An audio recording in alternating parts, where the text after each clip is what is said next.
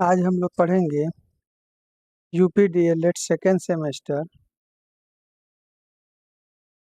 प्रारंभिक शिक्षा के नवीन प्रयास के अति लघुत्तरीय प्रश्नों के विषय में।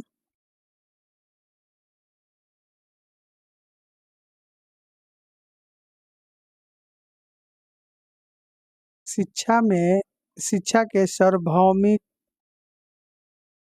से क्या आशय है?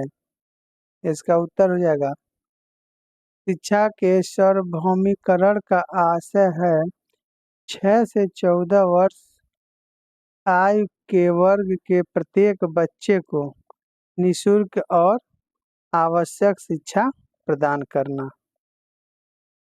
प्रश्न दूसरा, राष्ट्रीय बाल श्रम परियोजना क्या है?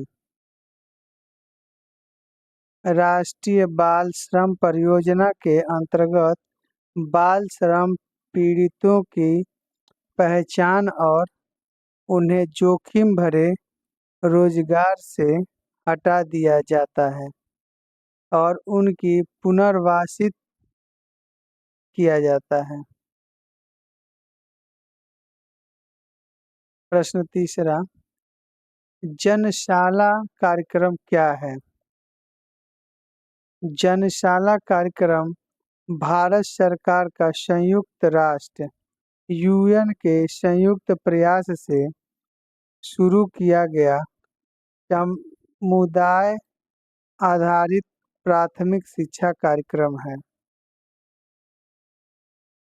न्यूनतम अधिगम स्तर से क्या तात्पर्य है? न्यूनतम अधिगम स्तर मूलतः एक ऐसा उपागम है जो मानता है कि सभी छात्र किसी भी कार्य को न्यूनतम स्तर तक सीख सकते हैं।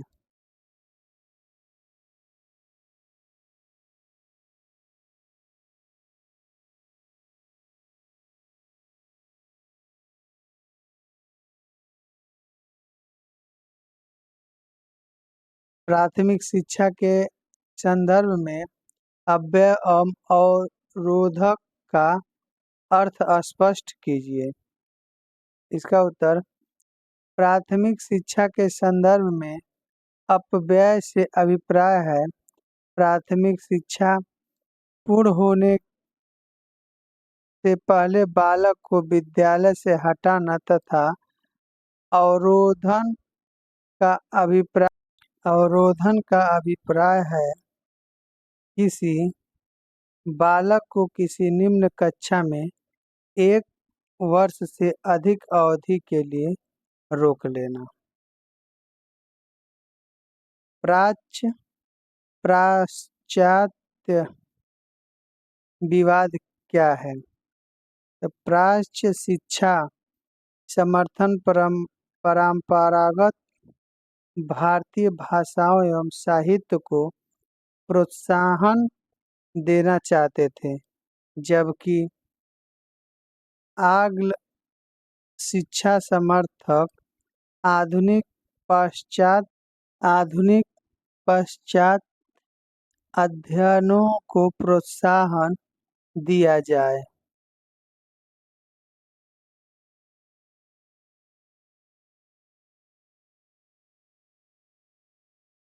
बीईपी क्या है?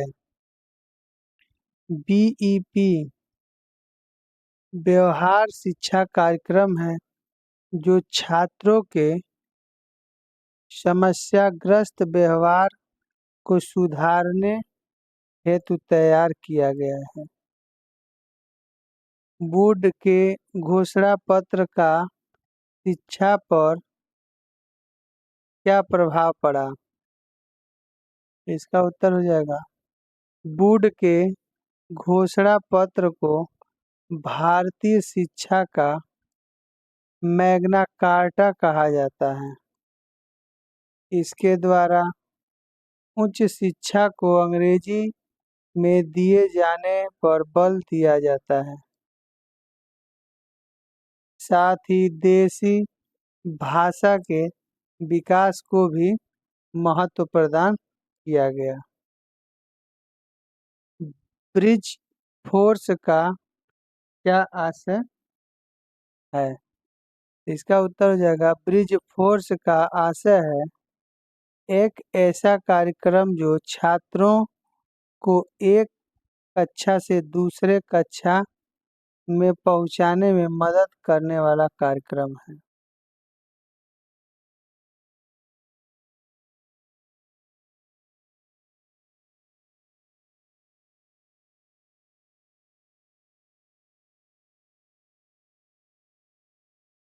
शिक्षा का अधिकार अधिनियम सन 2009 में प्रारंभिक शिक्षा से क्या आशय है? इसका उत्तर हो जाएगा शिक्षा का अधिकार अधिनियम सन 2009 में प्रारंभिक शिक्षा से आशय है कि 6 वर्ष से 14 वर्ष की आय के बच्चों को मुफ्त एवं अनिवार्य प्रारंभिक शिक्षा प्रदान की जाए।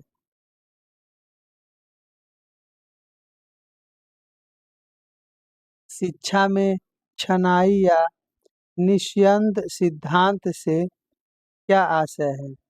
इसका उत्तर हो जाएगा कुछ लोगों को शिक्षा देना ताकि वे अन्य जनसाधारण को शिक्षित कर सकें। कोठारी आयोग की नियुक्ति का मुख्य उद्देश्य क्या था? इसका उत्तर हो जाएगा शिक्षा के राष्ट्रीय स्वरूप व शिक्षा के समस्त स्तरों के संबंध में सिद्धांत व नीतियां बनाना।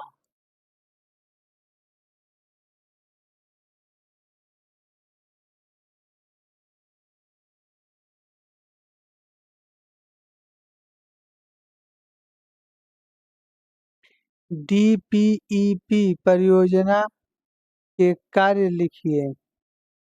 तो इसका उत्तर हो जाएगा प्राथमिक शिक्षा का विस्तार, विद्यालय में बच्चों का ठहराव। पी मोस्ट कार्यक्रम का पूरा नाम लिखिए। इसका उत्तर हो जाएगा सेवारत अध्यापकों का विस्तृत अभिविन्यास कार्यक्रम।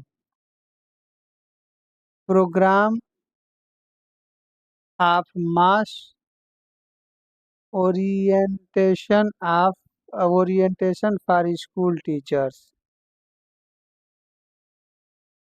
विद्यालयों विद्यालयोन्मुखी कार्यक्रम का क्या तात्पर्य है? इसका उत्तर हो जाएगा विद्यालयोन्मुख कार्यक्रम का अर्थ है विद्यालय की ओर उन्मुख करने वाला कार्यक्रम, अर्थात वह कार्यक्रम जिसके द्वारा बच्चे विद्यालय के प्रति आकर्षित हों। ग्राम शिक्षा समिति का सचिव कौन होता है? इसका उत्तर हो जाएगा ग्राम शिक्षा समिति का सचिव प्रधानाध्यापक होता है। बीआरसी का पूरा नाम क्या है? इसका उत्तर हो जाएगा ब्लॉक संसाधन केंद्र। बीआरसी का पूरा नाम ब्लॉक संसाधन केंद्र। डाइट का पूरा नाम क्या है? इसका उत्तर हो जाएगा जिला शिक्षा एवं प्रशिक्षण संस्थान। डाइट का पूरा नाम हो जाएगा जिला। एनपीआरसी का पूरा नाम क्या है? न्याय पंचायत संसाधन केंद्र। एनपीआरसी का पूरा नाम है न्याय पंचायत संसाधन केंद्र। संशोधन राष्ट्रीय शिक्षा नीति 1992 को किस अन्य नाम से जानते हैं? इसका उत्तर हो जाएगा प्रोग्राम ऑफ एक्शन 1992। यशपाल समिति का गठन कब हुआ था? इसका आंसर हो जाएगा यशपाल समिति का गठन 1992 में हुआ था। शिक्षा बिना बोझ के यह रिपोर्ट यशपाल समिति द्वारा कब प्रस्तुत की गई थी? इसका उत्तर हो जाएगा शिक्षा बिना बोझ के यह रिपोर्ट यशपाल समिति द्वारा 1993 ईस्वी में प्रस्तुत की गई थी। न्योपा का अध्यक्ष कौन होता है? इसका सही आंसर हो जाएगा अवकाश प्राप्त IAS न्योपा का अध्यक्ष होता है।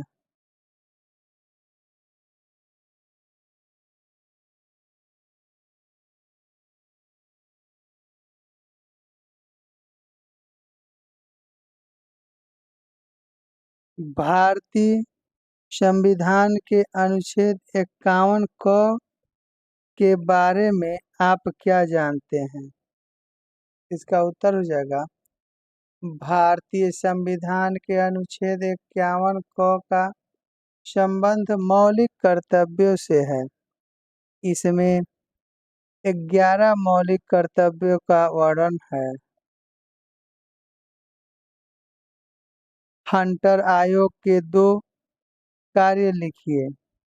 इसका उत्तर हो जाएगा हंटर आयोग के प्राथमिक शिक्षा की स्थिति का अध्ययन करके इनमें विकास और सुधार की सुझाव दिए। उन्होंने भारतीय शिक्षा व्यवस्था को ईसाई मशीनरियों को नहीं सौंपा।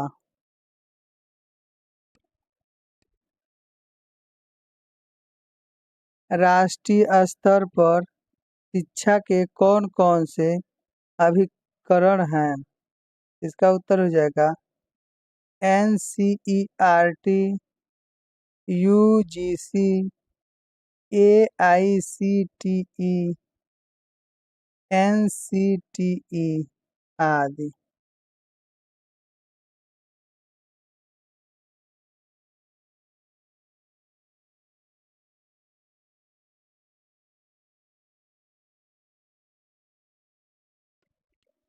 शैक्षिक उन्नयन में ब्लॉक संसाधन केंद्रों शैक्षिक उन्नयन में ब्लॉक संसाधन केंद्र की क्या भूमिका है? इसका उत्तर हो जाएगा विकासखंड स्तर पर ब्लॉक संसाधन केंद्र बेसिक शिक्षा शिक्षकों के लिए प्रशिक्षण तथा कार्यशाला का आयोजन करके शैक्षिक सहायता उपलब्ध कराता है। इसकी स्थापना का उद्देश्य शिक्षा की गुणवत्ता में सुधार एवं जिला स्तर पर शैक्षिक गतिविधियों को तेज करना है।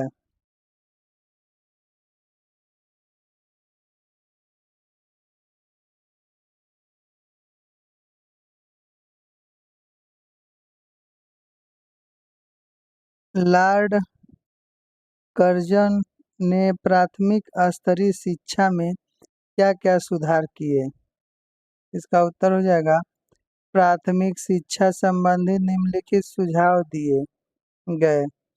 प्राथमिक शिक्षकों को 2 वर्ष का शिक्षण प्रशिक्षण देने की व्यवस्था की जाए। साथ ही इनके वेतन एवं सेवा शर्तों में भी सुधार किया जाए।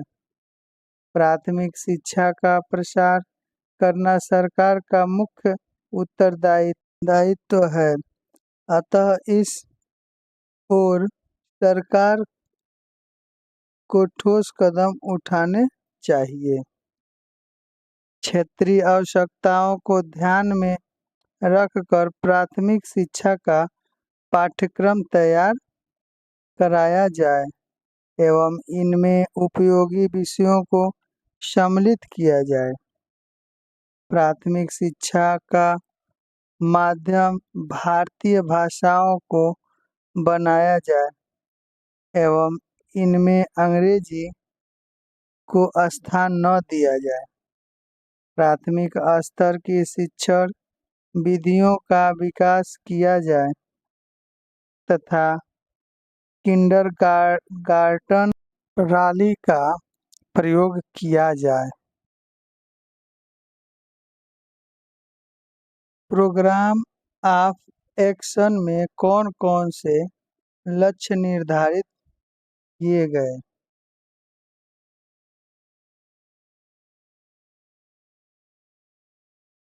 इसका उत्तर होगा इनमें नारी समानता के लिए शिक्षा, अनुसूचित जाति एवं जनजाति तथा पिछड़े वर्गों की शिक्षा, अल्पसंख्यकों की शिक्षा, विकलांगों की शिक्षा, प्रौढ़ एवं सतत शिक्षा और पूर्व बाल्यकाल परिचर्या एवं शिक्षा संबंधी योजनाओं को प्रस्तुत किया गया।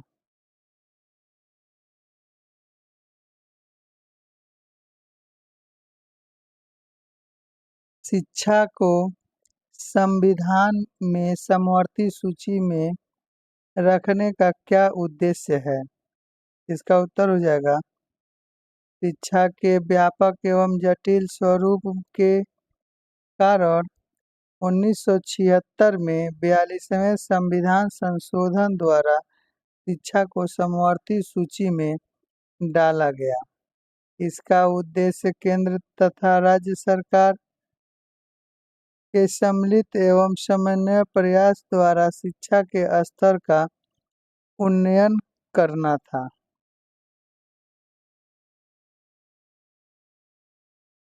स्कूल चलो अभियान कब प्रारंभ हुआ? इसका उत्तर हो जाएगा जुलाई 1996 में कक्षा 1 से 8 तक 6 से 14 वर्ष के सभी बच्चों को विद्यालय के प्रति आकर्षित करने के लिए स्कूल चलो अभियान चलाया गया।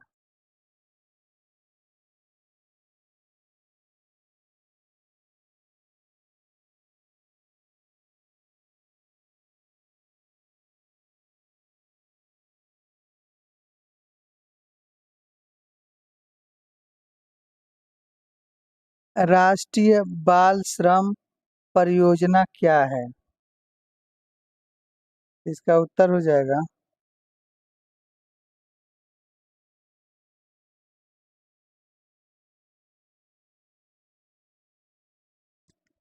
इस परियोजना का उद्देश्य घातक उद्योगों से वर्ष सन 2010 तक बाल श्रम को समाप्त करना था। बाल श्रम का पूर्ण उन्मूलन इस परियोजना का एक प्रमुख लक्ष्य है। सीटीई किस स्तर के शिक्षकों को तैयार करता है?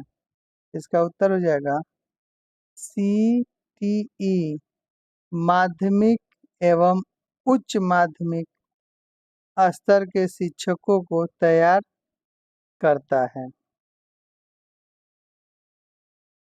बिना बोझ के शिक्षा में कितने प्रकार के बोझ बच्चों में होने की बात कही गई है? इसका उत्तर हो जाएगा 2 प्रकार के बोझ, भौतिक बोझ एवं मानसिक बोझ। बिना बोझ के शिक्षा में बताई गई है।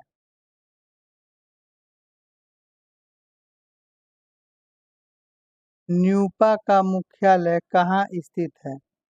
इसका उत्तर हो जाएगा न्यूपा का मुख्यालय दिल्ली में स्थित है। आरटीई का पूरा नाम बताइए। इसका उत्तर हो जाएगा राइट टू एजुकेशन।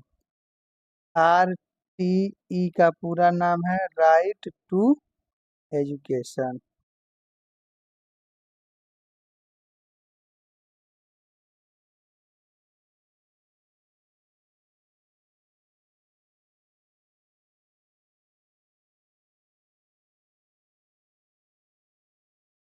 वर्तमान में शिक्षा को किस सूची में रखा गया है? इसका उत्तर हो जाएगा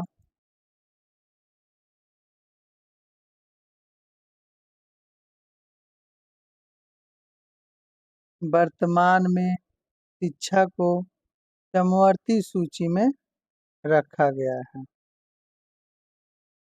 भारतीय शिक्षा आयोग का गठन कब हुआ था? इसका उत्तर हो जाएगा भारतीय शिक्षा आयोग का गठन 1882 ईस्वी में हुआ था। कोठारी आयोग का गठन कब हुआ था? इसका उत्तर हो जाएगा 14 जुलाई 1964 ईस्वी में कोठारी आयोग का गठन हुआ था। कोठारी आयोग के अध्यक्ष कौन थे? इसका उत्तर हो जाएगा कोठारी आयोग के अध्यक्ष प्रोफेसर प्रोफेसर DS कोठारी थे।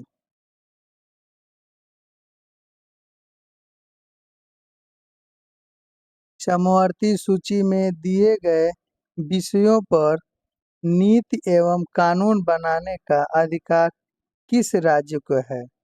इसका उत्तर हो जाएगा समवर्ती सूची में दिए गए विषयों पर नीति एवं कानून बनाने का अधिकार केंद्र एवं राज्य सरकार दोनों को है। भारत के एक पंथ निरपेक्ष राष्ट्र की घोषणा का उल्लेख कहाँ पर है? इसका उत्तर हो जाएगा भारत के एक पंथ निरपेक्ष राष्ट्र की घोषणा का उल्लेख संविधान के 42वें संशोधन में है। संविधान के 42वें संशोधन।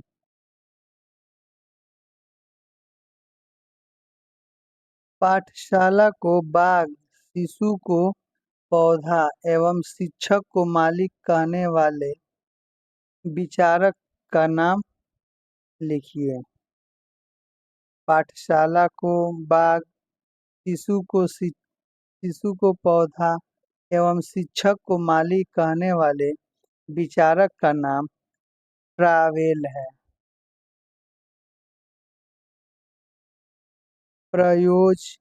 प्रयोजनवाद किसमें आस्था नहीं रख रखता है?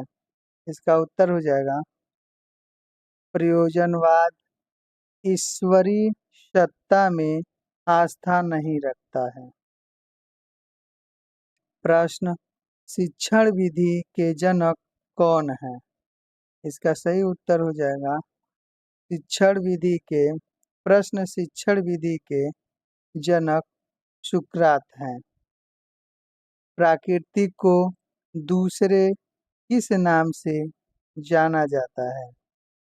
तो इसका उत्तर हो जाएगा प्रकृति को दूसरे भौतिकवाद के नाम से जाना जाता है। ट्रावेल को किंडरगार्टन कब प्रारंभ किया? ट्रावेल ने किंडरगार्टन 1839 ईस्वी में प्रारंभ किया।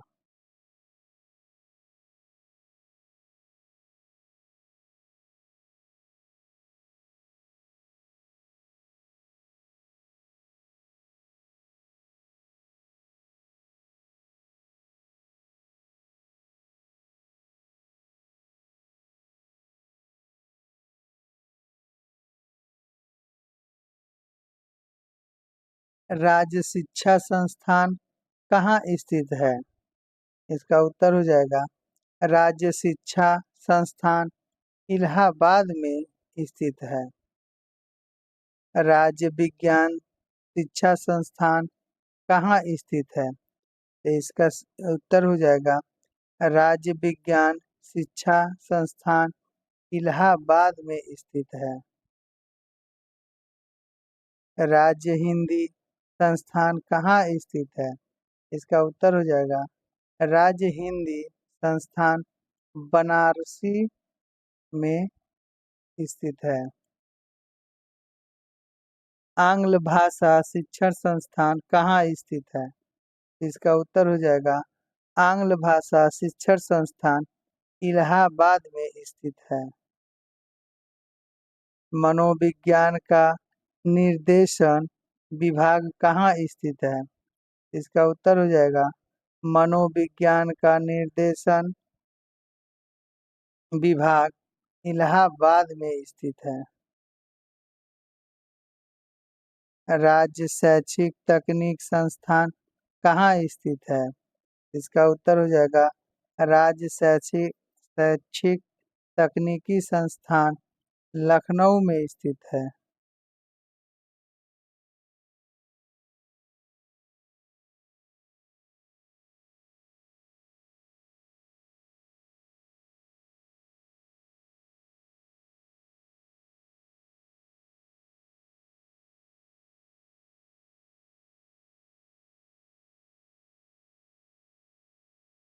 राज्य परियोजना कार्यालय कहाँ स्थित है? इसका उत्तर हो जाएगा राज्य परियोजना कार्यालय लखनऊ में स्थित है। सीमेट कहाँ है? इसका उत्तर हो जाएगा सीमेट इलाहाबाद में है। उच्च अध्ययन शिक्षा संस्थान कहाँ स्थित है? इसका उत्तर हो जाएगा उच्च अध्ययन शिक्षा संस्थान इलाहाबाद में स्थित है। SCERT का पूरा नाम बताइए। इसका उत्तर हो जाएगा राज्य शैक्षिक अनुसंधान एवं प्रशिक्षण परिषद। SCERT का पूरा नाम राष्ट्रीय शैक्षिक अनुसंधान एवं प्रशिक्षण परिषद।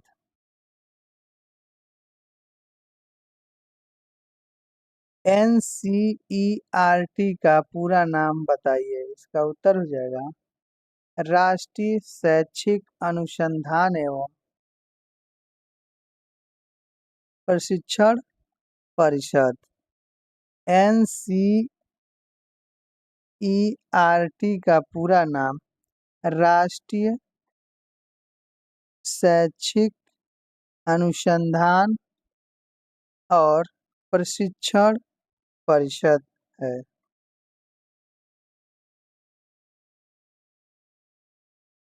राज्य शैक्षिक अनुसंधान एवं प्रशिक्षण परिषद गठन किस वर्ष हुआ? इसका उत्तर हो जाएगा राज्य शैक्षिक अनुसंधान एवं प्रशिक्षण परिषद गठन 1981 ईस्वी में 1981 ईस्वी में हुआ।